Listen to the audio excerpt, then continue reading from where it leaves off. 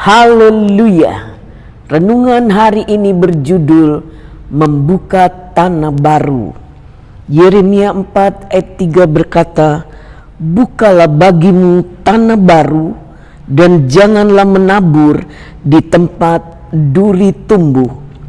Apa yang dimaksud dengan membuka tanah baru? Menurut kita, membuka tanah baru berarti membuka hutan, menebangi semua pohon yang ada, serta mendongkel pangkal batang sampai akar-akarnya. Setelah bersih, tanah itu kita tanami dengan benih yang baru. Tapi perhatikan kebiasaan orang Israel bercocok tanam. Mereka hanya diperbolehkan menggarap tanah pertaniannya selama 6 tahun.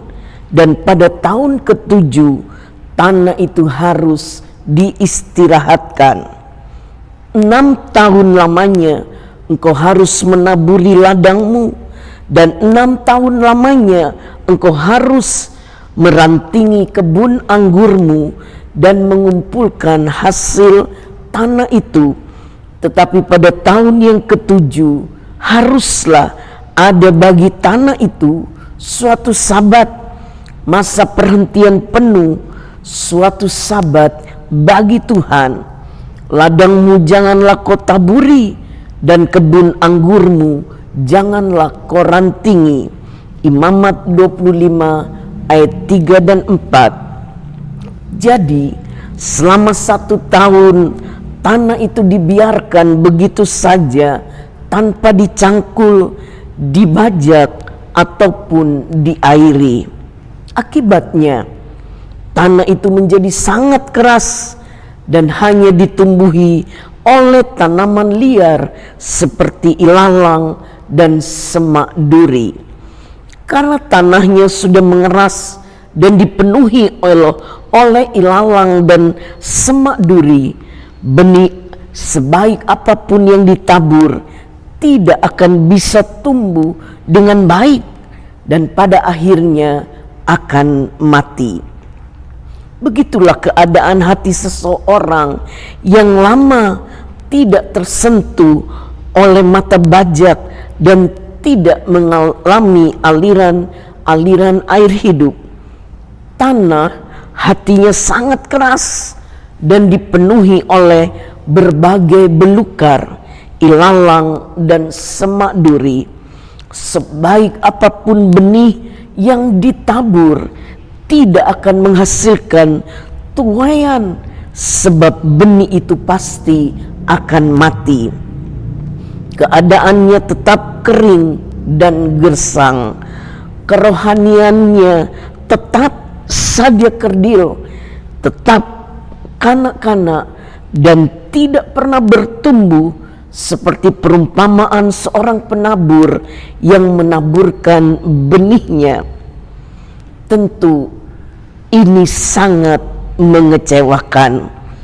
Bagaimana kehidupan rohani saudara jika menyadari bahwa kerohanian kita stagnan dan tidak pernah bertumbuh? Itu tandanya bahwa ladang atau tanah hati kita sudah menjadi keras. Kita perlu diproses dan dibentuk kembali. Jika tidak, sampai kapanpun tidak akan menghasilkan. Menaburlah bagimu sesuai dengan keadilan, menuailah menurut kasih setia.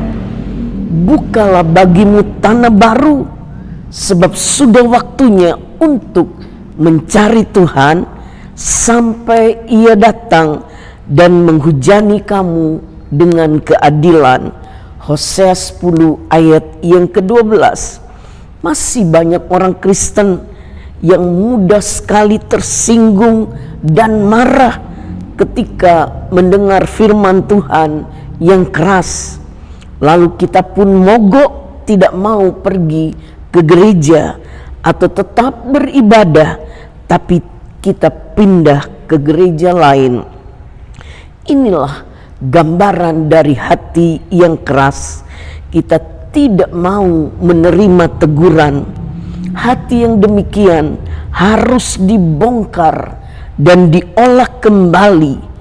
Kalau tidak, meski ditaburi benih firman apapun juga, tetap saja hasilnya akan nihil.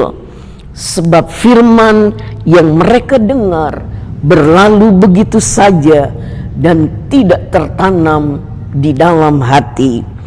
Yakobus memperingatkan, hendaklah kamu menjadi pelaku firman dan bukan hanya pendengar saja. Sebab jika tidak demikian, kamu menipu diri sendiri. Yakobus 1 ayat yang ke-22. Karena itu, milikilah hati yang mau dibentuk dan jangan terus-terusan mengeluh, bersungut-sungut dan memberontak ketika mata bajak Tuhan turun untuk mengolah hidup kita.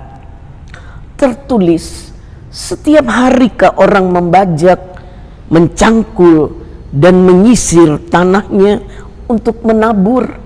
Bukankah setelah meratakan tanahnya, ia menyerakkan jintan hitam dan menebarkan jintan putih, menaruh gandum jamawut dan jelai kehitam-hitaman dan skoi pinggirnya?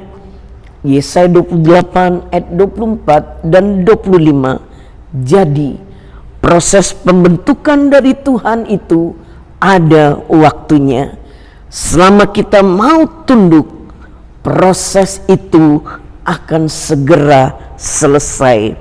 Bangsa Israel harus berputar-putar selama 40 tahun di padang gurun dan mengalami pembentukan keras dari Tuhan karena mereka tegar tengkuk dan selalu memberontak kepada Tuhan. Bila kita punya penyerahan diri penuh kepada Tuhan, aliran airnya Roh Kudus akan dicurahkan atas kita sehingga tanah hati kita menjadi lunak atau gembur dan siap untuk ditaburi benih firman-Nya. Alkitab menyatakan bahwa benih yang jatuh di tanah yang baik itu ialah orang yang setelah mendengar firman itu menyimpannya dalam hati yang baik dan mengeluarkan buah dalam ketekunan. Lukas 8 ayat 10, dan setelah tumbuh berbuah 100 kali lipat. Lukas 8 ayat yang ke-8. Hanya tanah hati yang baik yang akan menghasilkan tuaian berlipat kali ganda dan membawa kemuliaan bagi nama Tuhan. Amin. Tuhan Yesus memberkati.